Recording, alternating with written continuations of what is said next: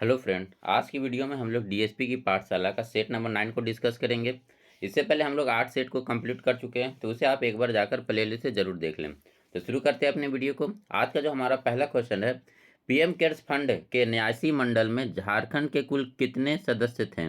4, 2, 5 या 3? तो PM cares fund के न्यासी मंडल में झारखंड के 3 व्यक्ति थे, और ये 3 व्यक्ति कौन कौन थे? तो एक का नाम था आपका कड़िया मुंडा, ठीक है।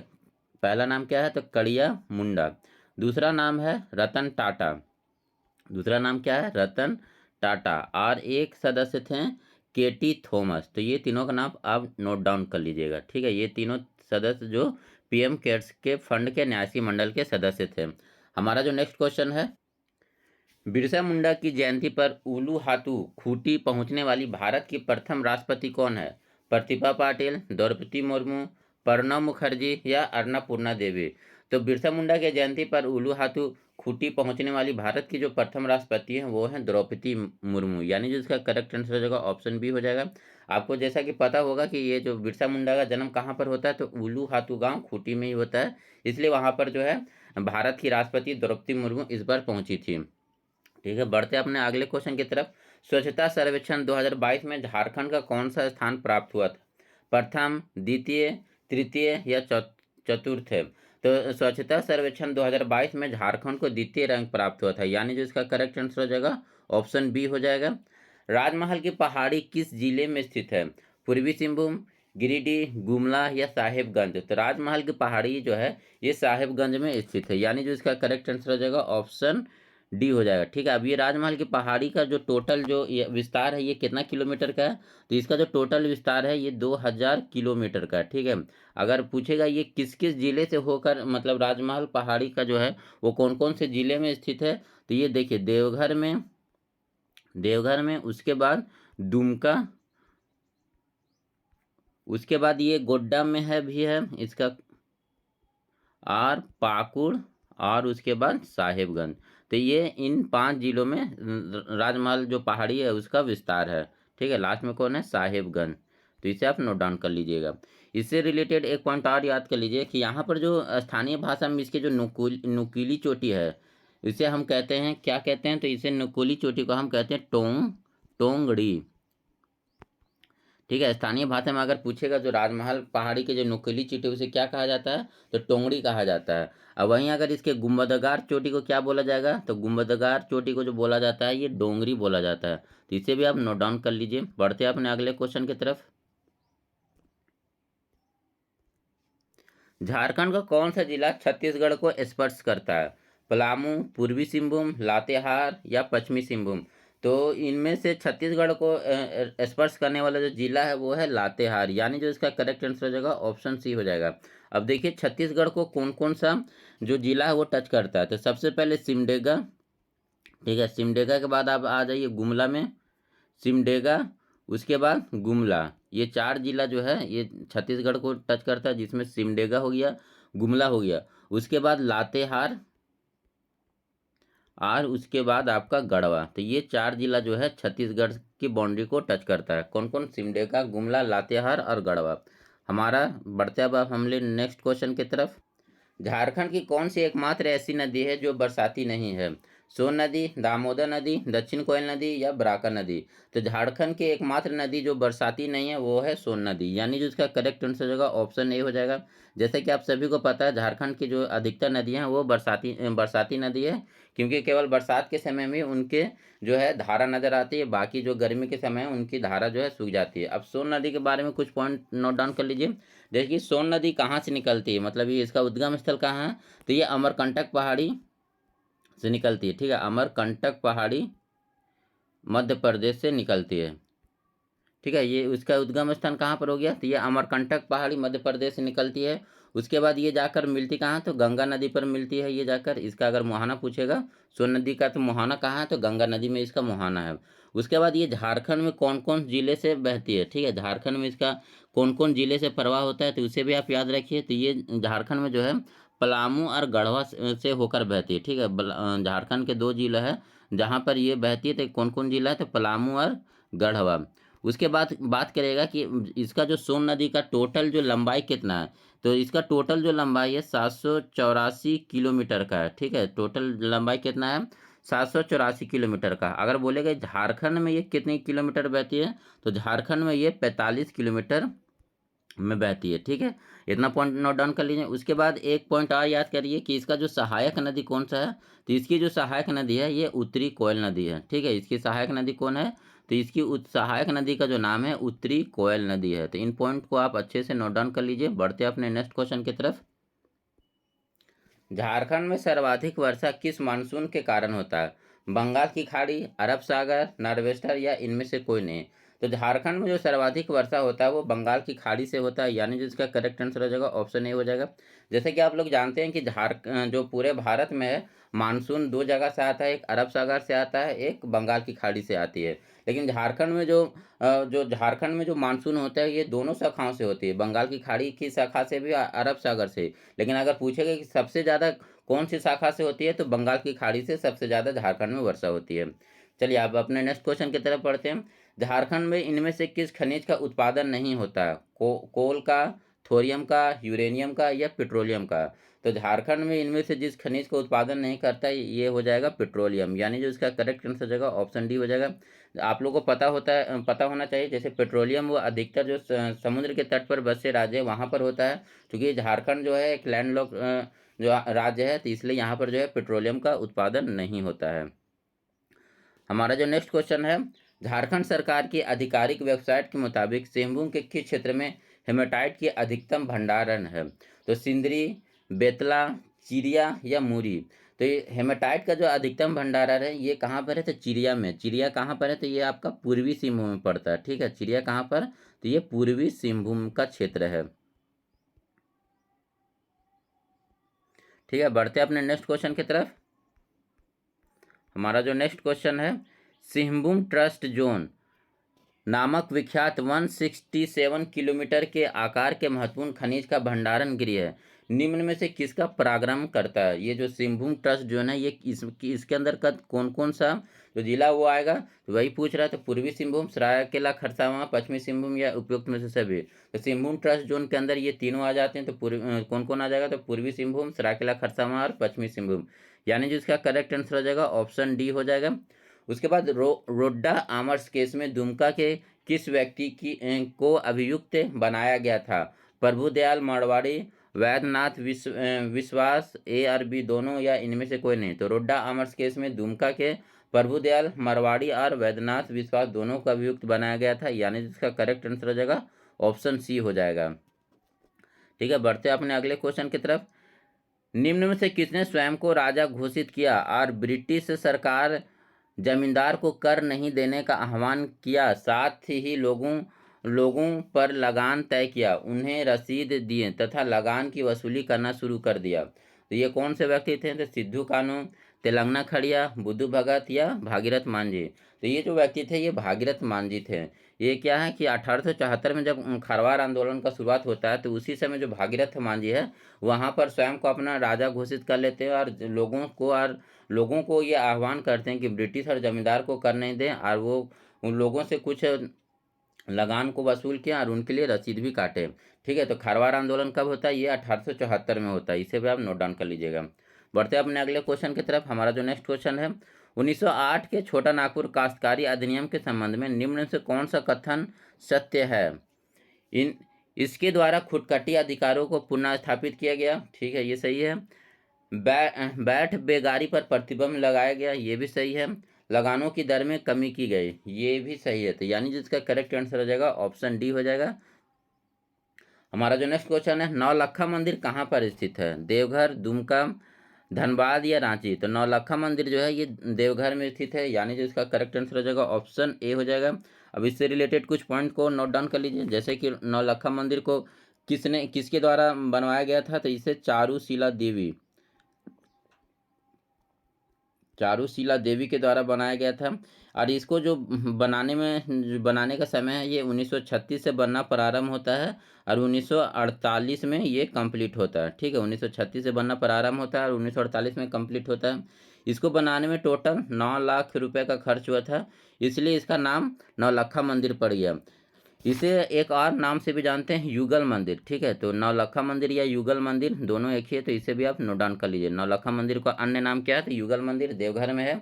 चारूशीला देवी के द्वारा इसे बनाया जाता है। 1936 से लेकर 1948 के बीच में ये कंप्लीट हो जाता है। 9 लाख बनाने में इसका खर्चा आता है। चलिए तो बढ़ते हैं अपने नेक्स्ट क्वेश्चन की तरफ। हमारा जो अगला क्वेश्चन है, महामाया मंदिर किस जिले में स्थित है? गुमला में, सिमडेगा में, रांची में या खूंटी में? तो महामाया मंदिर जो है ये गुमला में स्थित है, यानी जो इसका करेक्ट आंसर हो जाएगा ऑप्शन ए हो जाएगा। ठीक है, इससे रिलेटेड और कुछ पॉइंट नोट डाउन कर लीजिए। जैसे ये गुमला में अगर पूछेगा कौन सा जगह, तो गुमला में हापा मुनि करके जगह वहाँ पर है, तो ये इसे भी आप नोट डाउन कर लीजिए। ठीक है, इसे कहाँ पर है, तो गुमला में हापा मुनि करके जगह वहाँ पर ये महामाया मंदिर है। उसके बाद इसका स्थापना किसके द्वारा किया गया था, तो ये नागवंश राजा थे गजघट राय। ठीक है, नागवंश राजा गजघट राय के द्वारा इसकी स्थापना की जाती है।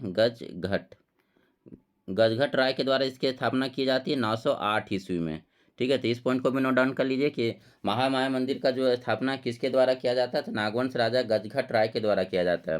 इससे रिलेटेड एक पॉइंट और है कि यहाँ पर पूछेगा इस मंदिर का प्रथम पुरोहित कौन थे। ठीक है, इस मंदिर का प्रथम पुरोहित कौन थे, तो इस मंदिर के प्रथम पुरोहित है हरिनाथ।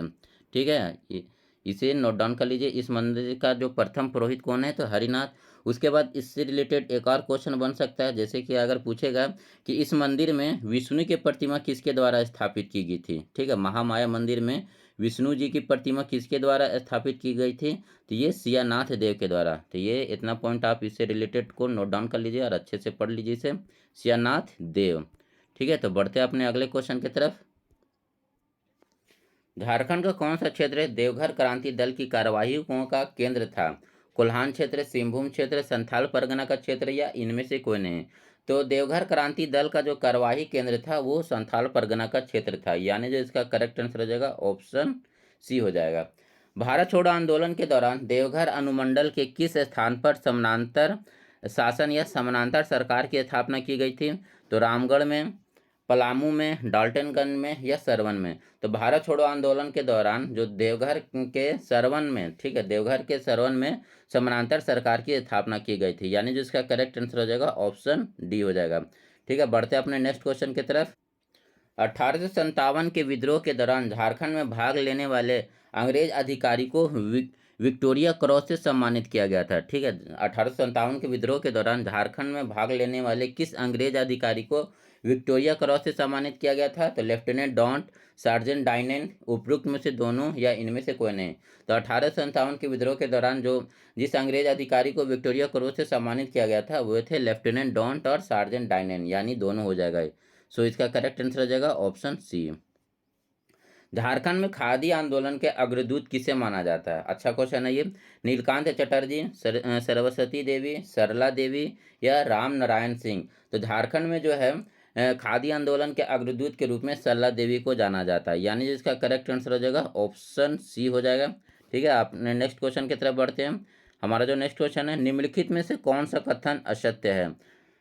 1928 के जमशेदपुर मजदूर हड़ताल को समाप्त करने में सुभाष चंद्र बोस की महत्वपूर्ण भूमिका रही, ये कथन सही है। अखिल भारतीय ट्रेड यूनियन कांग्रेस की अधिवेशन 1929 में झरिया में होती है, ये भी कथन सही है। 1929 में झरिया में हुआ अखिल भारतीय ट्रेड यूनियन कांग्रेस की अधिवेशन मोतीलाल नेहरू की अध्यक्ष को चुना गया था। नहीं, ये मोतीलाल नेहरू नहीं होगा बल्कि जवाहर लाल नेहरू होगा। ठीक है, यहाँ पर जो अध्यक्ष चुना जाते हैं किनको चुना जाता है, तो जवाहरलाल नेहरू को चुना जाता है। 1938 में अब्दुल बारी सिद्दीकी ने नेतृत्व में टाटा वर्क्स यूनियन का गठन किया गया था, ये कथन सही है, यानी जो इसका करेक्ट आंसर हो जाएगा ऑप्शन सी हो जाएगा। यहाँ पर जो गलत कथन कौन है, तो ऑप्शन सी हो जाएगा। ठीक है, अब मिलान कौन सा इसमें सुमिलित नहीं है? रचना और उसके रचनाकार। बाल किरण कविता संग्रह, ये किसके द्वारा? उपेंद्र नाथ सिंह? नहीं, ये गलत है। ठीक है, ये बाल किरण जो है, बाल किरण जो कविता संग्रह, ये किसके द्वारा है? तो ये श्रीनिवास पानूरी जी के है। ठीक है, ये कविता संग्रह किसकी है? पानूरी जी की है। उसके बाद नागपुरी फॉक शतक, घासीराम, ये कथन सही है बिल्कुल। नल चरित्र दृग दिग दृगपाल राम देवधरिया, ये भी कथन सही है। उसके बाद एक और है मातृभाषा खोट्टा पत्रिका, श्रीनिवास पानूरी जी, ये भी कथन सही है। निम्नलिखित में कौन सी पुस्तक नीलोत्पल मृणाल की नहीं है? डार्क आवर्स, अवघड़, एक अनोखी कहानी या कोल रूल? तो इसमें जो जो पुस्तक जो नीलोत्पल मृणाल की नहीं है वो है कोल रूल, यानी जो इसका करेक्ट आंसर हो जाएगा ऑप्शन डी हो जाएगा। ये कोल रूल किसके द्वारा लिखा गया था? तो लोको बोदरा के द्वारा लिखा गया था। ठीक है, बढ़ते अपने नेक्स्ट क्वेश्चन की तरफ। महेंद्र सिंह धोनी के संबंध में निम्न में से कौन सा कथन असत्य है? ये झारखंड के सबसे बड़े आयकर दाता हैं। ठीक है, ये कथन सही है। उसके बाद जो हमारा अगला क्वेश्चन है, अगला कथन है इनका पैतृक गांव उत्तराखंड के अल्मोड़ा में स्थित है। ये भी कथन सही है। ठीक है, इन्हें 2009 में झारखंड रत्न से सम्मानित किया गया था। नहीं, इन्हें 2009 में नहीं, बल्कि यहाँ पर जो है इन्हें 2007 में झारखंड रत्न से सम्मानित किया गया था। ठीक है, उसके बाद ICC decade spirit of cricket award 2021 से सम्मानित किया गया। ये कथन सही है। सो इसका जो करेक्ट आंसर हो जाएगा ऑप्शन सी हो जाएगा यहाँ पर। ठीक है, इन्हें 2009 में नहीं बल्कि 2007 में झारखंड रत्न का पुरस्कार मिलता है। उसके बाद 2009 में इनको जो है पद्मश्री का पुरस्कार मिलता है। ठीक है, और 2018 में पद्म भूषण से सम्मानित किया जाता है। तो इसे आप अच्छे से नोट डाउन कर लीजिए। कौन कौन सा अवार्ड? 2007 में झारखंड रत्न, 2009 में पद्मश्री और 2018 में इन्हें पद्म भूषण से सम्मानित किया गया है। ठीक है, नेक्स्ट क्वेश्चन की तरफ चलते हैं। रांची स्थित जेएससीए स्टेडियम में आयोजित प्रथम अंतर्राष्ट्रीय क्रिकेट मैच किन देशों के बीच खेला गया था? तो ये इंपॉर्टेंट क्वेश्चन हो सकता है। तो यहाँ पर जो पहला जो मैच खेला गया था ये भारत और इंग्लैंड के बीच खेला गया था। सो इसका जो करेक्ट आंसर हो जाएगा ऑप्शन ए हो जाएगा। निम्न में कौन सी झारखंड राज्य के लोक चित्रकला में से एक है? ये झांझ, करहा, सोहराय या विषमधंगी? तो झारखंड की जो लोक चित्रकला इसमें से ये सोहराय है, यानी जो इसका करेक्ट आंसर हो जाएगा ऑप्शन सी हो जाएगा। Option C. आप लोग कमेंट करके बताएं कि सोहराय को झारखंड का जीआई टैग किस वर्ष प्राप्त हुआ था। ठीक है, आप लोग कमेंट करके इसका आंसर जरूर बताएं। आदिवासी त्यौहार में पूजित कौन सा वृक्ष झारखंड राज्य का वृक्ष माना जाता है? सखुआ, सेमल, गम्हर या मौघा? तो इसमें जो झारखंड का जो वृक्ष है वो कौन सा हो जाएगा? तो ये हो जाएगा आपका सखुआ का हो जाएगा। ठीक है, सखुआ वृक्ष जिसे साल वृक्ष कहते हैं। ठीक है, बढ़ते अपने नेक्स्ट क्वेश्चन में। हमारा जो नेक्स्ट क्वेश्चन है, झारखंड निम्नलिखित में कौन सी जनजाति स्थानांतरित कृषि की प्रथा से जुड़ी है? ठीक है, झारखंड की जो कौन सी जनजाति है वो स्थानांतरित कृषि की प्रथा से जुड़ी हुई है? तो चिकबराइक, लोहरा, सोरैया पहाड़िया या मुंडा? तो स्थानांतरित कृषि करने वाली जो जनजाति हैं वो है सोरैया पहाड़िया, यानी जो इसका करेक्ट आंसर हो जाएगा ऑप्शन सी हो जाएगा। सोरैया पहाड़िया बेरू गोसाई की पूजा किस प्राकृतिक शक्ति के रूप में करते हैं? ठीक है, सोरैया पहाड़िया बेरू गोसाई की पूजा किस प्राकृतिक शक्ति के रूप में करते हैं? तो सूर्य, जल, धरती या वायु? तो बेरू गोसाई जो है ये सूर्य भगवान को शक्ति के रूप में पूजित करते हैं, यानी जो इसका करेक्ट आंसर हो जाएगा ऑप्शन ए हो जाएगा। हमारा जो नेक्स्ट क्वेश्चन है, निम्नलिखित में कौन सी जनजाति झारखंड की आधिकारिक अनुसूचित जनजाति की सूची में शामिल है? तो भंजा, बिरजिया, गंडिया या परजा? तो झारखंड की जो आधिकारिक अनुसूचित जनजाति में जो शामिल है वो है बिरजिया, यानी जो इसका करेक्ट आंसर हो जाएगा ऑप्शन बी हो जाएगा। आप लोग कमेंट करके बताएं कि वर्तमान में झारखंड में कुल कितनी आधिकारिक अनुसूचित जनजाति है। कमेंट करके आप लोग इसका आंसर जरूर बताएं। बढ़ते अपने अगले क्वेश्चन की तरफ। झारखंड की जनजातीय समाज में सरहुल नामक शब्द किससे संबंधित है? डायन प्रथा से संबंधित शब्द है, झारखंड की जनजातीय समाज की विवाह पद्धति है, झारखंड में मनाए जाने वाला एक पर्व त्यौहार है, या झारखंड का प्रमुख नृत्य है? तो आप सभी को पता होगा इसका आंसर कि सरहुल जो है ये एक तरह का पर्व है। ठीक है, सरहुल क्या है? ये जनजातियों का एक प्रमुख पर्व है, यानी जो इसका करेक्ट आंसर हो जाएगा ऑप्शन सी हो जाएगा। हमारा जो नेक्स्ट क्वेश्चन है, झारखंड की पहाड़िया जनजाति से संबंधित कौन सा कथन असत्य है?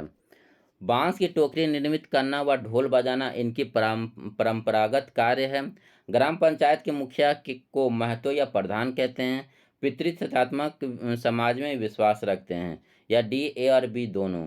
तो यहाँ पर जो इसके कौन सा कथन असत्य पूछ रहा है, तो ये जो कथन असत्य हो जाएगा ऑप्शन सी हो जाएगा। पहाड़िया जनजाति का जो समाज है वो मातृसत्तात्मक होता है। ठीक है, ये मातृसत्तात्मक समाज पर विश्वास रखते हैं। सो यहाँ पर जो करेक्ट आंसर हो जाएगा ऑप्शन सी हो जाएगा। बढ़ते हैं अपने अगले क्वेश्चन की तरफ। झारखंड के पूर्व मुख्यमंत्री रघुवर दास ने राज्य मंत्री के रूप में किस विभाग में कार्य किया जो 2005 में एनडीए सरकार के दौरान मुख्यमंत्री के रूप में अर्जुन मुंडा के अधीन विभाग बनाया गया? तो ग्रामीण विकास मंत्री, शहरी विकास मंत्री, परिवहन मंत्री या स्वास्थ्य मंत्री? तो अर्जुन मुंडा है ये शहरी विकास मंत्री के रूप में काम किए थे, यानी जो इसका करेक्ट आंसर हो जाएगा ऑप्शन बी हो जाएगा। झारखंड में तीसरी बार राष्ट्रपति शासन लागू हुआ था। जनवरी 2012 में, नवंबर 2013 में, जनवरी 2013 में या जनवरी 2014 में? तो झारखंड में जो तीसरी बार जो राष्ट्रपति शासन लगता है वो है 2013 में। ठीक है, तो आप लोगों को जैसा पता हो कि झारखंड में टोटल 3 बार राष्ट्रपति शासन लगा था। ठीक है, तो पहली बार राष्ट्रपति शासन कब लगती है? तो पहली बार जो राष्ट्रपति शासन लगती है 2009 में। कब से? तो 19 जनवरी 2009 से लेकर 30 दिसंबर 2009 तक। ठीक है, पहला बार राष्ट्रपति शासन कब लगता है? तो 19 जनवरी 2009 से लेकर 30 दिसंबर 2009 तक। उसके बाद दूसरी बार जो राष्ट्रपति शासन लगता है कब लगता है? ये 2010 में। और ये कब से? तो 1 जून। ठीक है, 1 जून 2010 से लेकर ये 11 सितंबर 2010 तक लगता है। ठीक है, दूसरी बार राष्ट्रपति शासन कब लगता है? तो 1 जून 2010 से लेकर 11 सितंबर 2010 तक लगता है। और तीसरी बार जो राष्ट्रपति शासन लगता है वो है 2013 में।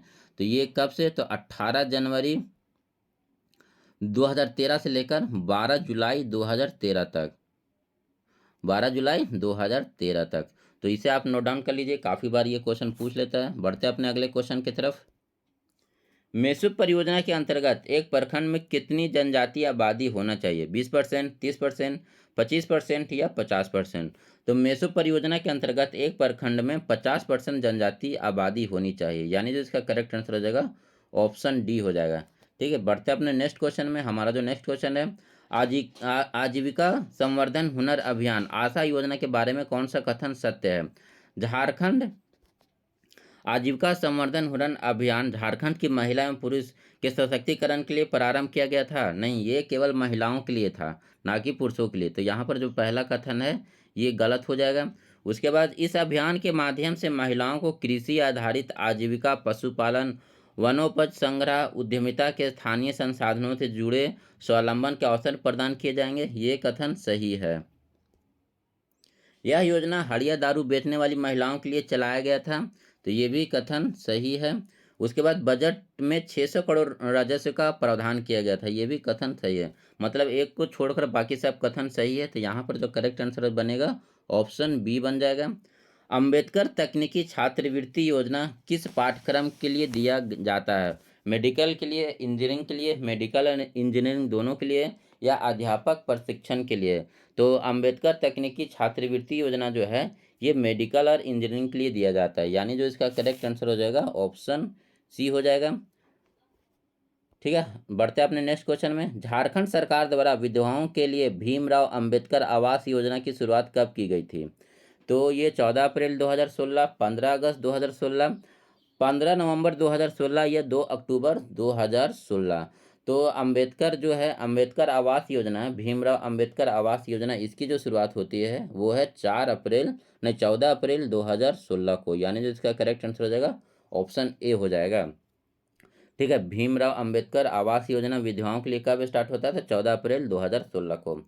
झारखंड औद्योगिक पुनर्वास योजना के अंतर्गत योजना राशि में सरकार की कितनी प्रतिशत भागीदारी है? 80%, 100%, 50% या 90%?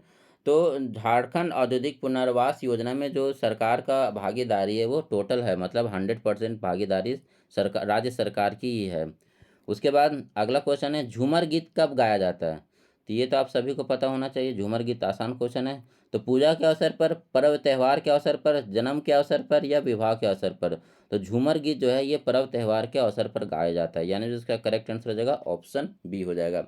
शनाई किस प्रकार का वाद है? मंगलवाद, अमंगलवाद, गहनवाद या तंतुवाद? तो शनाई को जनजातियों के द्वारा एक मंगलवाद माना जाता है, यानी जिसका करेक्ट आंसर हो जाएगा ऑप्शन ए हो जाएगा।